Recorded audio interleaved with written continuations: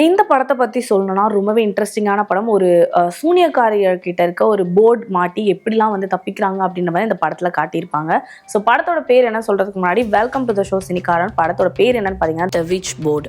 So starting சீனில் ஒரு சூனியக்காரி வந்து ஒரு ஓஜா போர்ட் மாதிரி ஒரு போர்டில் வந்து சூனியம்லாம் பண்ணிட்டு விளையாடிட்டு இருப்பானா லைக் அதை வச்சு அவள் ஏதோ பண்ணிட்டு இருப்பா. அந்த இடத்துல வந்து நிறைய பேர் வந்து செத்து போய் தொங்கிட்டு இருப்பாங்க ஊர் மக்கள்லாம். அப்படியே ஒரு விரல் துண்டு மட்டும் தூங்கும் ஒரு செயின்லாம், அதை வச்சு ஏதோ மந்திரம் பண்ணிட்டு இருப்பா. அப்படி ஒரு சீனில் ஸ்டார்ட் பண்ணுவாங்க. அண்ட் அடுத்து என்ன நடக்கும் அப்படின்னு பார்த்தீங்கன்னா, இந்த படத்தில் அப்படியே வந்து ப்ரெசென்ட் லைஃப் காமிப்பாங்க. அப்படியே வந்து இங்கே ஒரு கப்பல், ஹாப்பியான கப்பல் வந்து ஒரு தோட்டத்தில் போய் காளான்லாம் பறிச்சுட்டு இருப்பாங்க. ஏன்னா அவங்க ஹோட்டல் வச்சிருப்பாங்க. அதுக்கு வந்து குக் பண்ணி அந்த ஹோட்டல் குரங்களுக்கு கொடுக்குறதுக்காக காளான் வந்து பறிச்சுட்டு இருப்பாங்க. அப்படியே பறிச்சுட்டு இருக்கப்ப அப்படியே இன்னொரு சீன் காமிப்பாங்க. என்னன்னா, ஒரு 2 பேர் இந்த ஒரு போர்டு காட்டினாங்களே ஸ்டார்டிங் சீன், அந்த போர்டு வந்து ஒரு எத்தனோ வருஷத்துக்கு, இது 1960 நடந்த விஷயம், இப்போ கரண்ட்ல நடக்கிற விஷயம் அந்த மாதிரி காட்டுவாங்க. 99 அந்த மாதிரி சம்திங் நடக்குது போல. அப்படியே எத்தனை வருஷத்துக்கு அப்புறமா அந்த போர்டு வந்து ஒரு மியூசியம்ல இருக்கு. அந்த போர்டை வந்து 2 பேர் திருட வரானுங்க. திருட வந்து அங்கே திருடி வரும்போது ஒருத்த மாட்டிக்கிறான்.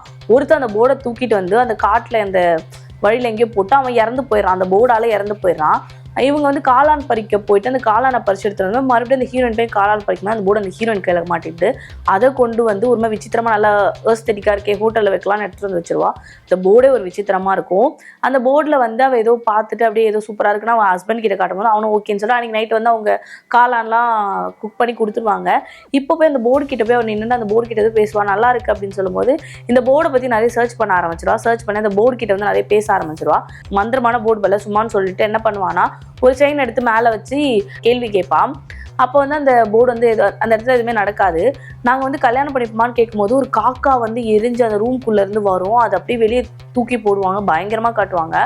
அப்போ இந்த போர்டால் தான் வருதுன்னு சொல்லிட்டு அவன் சொல்லுவான், எதுக்கு இந்த போர்டு யூஸ் பண்ணுற, ஒருமா இது எதுவும் மந்திர போர்டு பல அப்படின்னு சொல்லுவான். அந்த பொண்ணு அதை வச்சுட்டு அமைதியாக இருக்காமல் அவள் இந்த பையன் இருக்கால ஹீரோவோட எக்ஸ் ஒரு பொண்ணு வருவா. அவள் வந்தோடனே அந்த பொண்ணு இவளை இன்ட்ரோ பண்ணிட்டு அவங்க ஃப்ரெண்ட்ஸ் எல்லாம் வருவாங்க. இப்படியே போயிட்டு இருக்கும். ஒரு நாளும் ஹீரோயின் வந்து அந்த போர்டு கிட்ட ஒரு விஷயங்கள் பண்ண ஆரம்பிப்பா.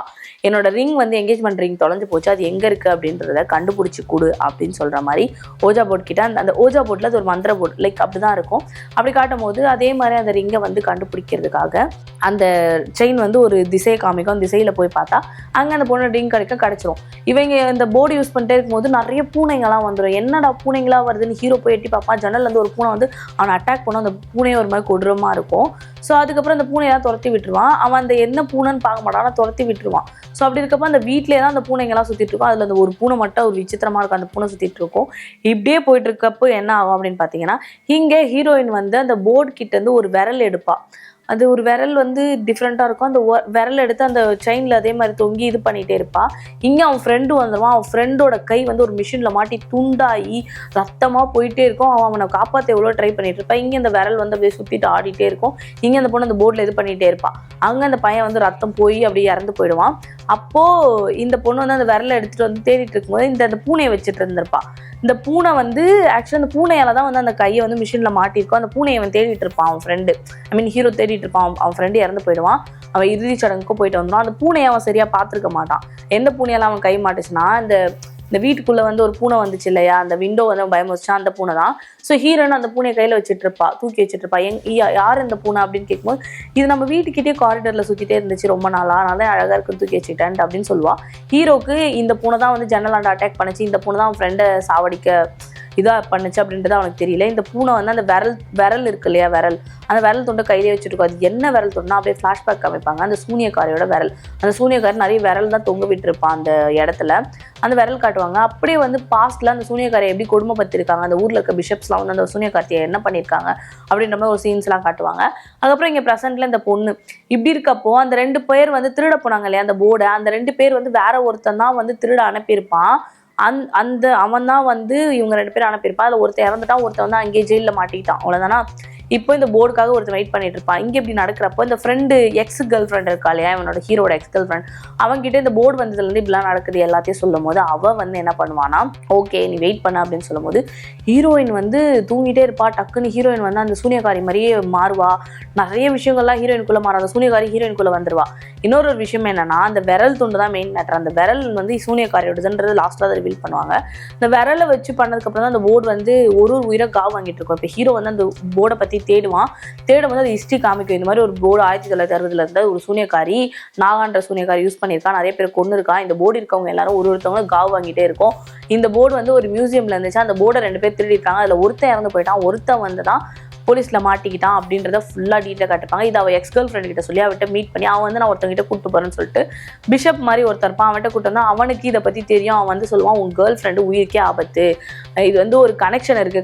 இந்த போர்டுக்கு உங்களுக்கு ஒரு கனெக்ஷன் இல்லாமல் இந்த போர்டு உங்க கையில மாட்டல, இதெல்லாம் வந்து நார்மலான விஷயம் கிடையாதுன்ற மாதிரி சொல்லுவான். ஆனா என்னன்றதை ரிவீல் பண்ண மாட்டான். ஹீரோக்கு ஒண்ணுமே புரியாது. ஹீரோ வந்து பேசிட்டே இருக்கும்போது வந்து இது எப்படியாச்சும் உன்னோட கேர்ள் ஃப்ரெண்டை கூட்டு வா, அவளை எப்படியா இது பண்ணி இதுல வந்து வெளியே வர வைக்கலாம்னு சொல்லுவான்.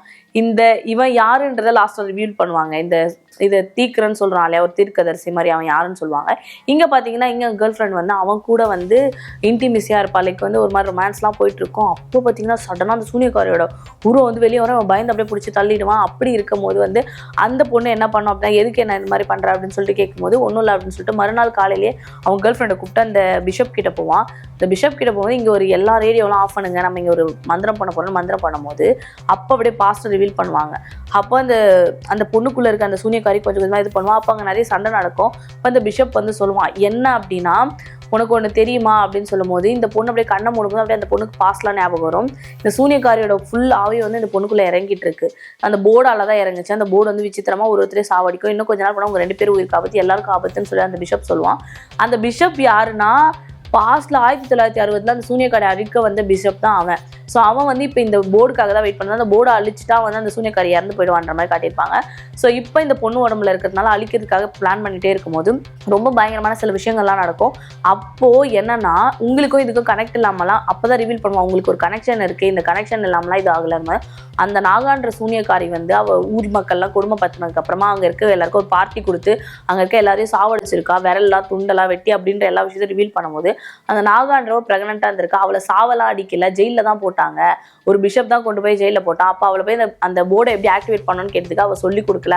அப்போ அவளை அங்கே வச்சு சித்திரவதை பண்ணியிருக்காங்க. அப்போ அவளுக்கு ஒரு குழந்தை பிறந்திருக்கு. அந்த குழந்தைய மட்டும் எடுத்துருக்காங்க. அந்த குழந்தை வேற யாரும் இல்லை, ஹீரோ நீ தான் அப்படின்னு சொல்லும்போது இவ வந்து மறு உயிர் எடுத்துக்கிட்டே இருப்பா.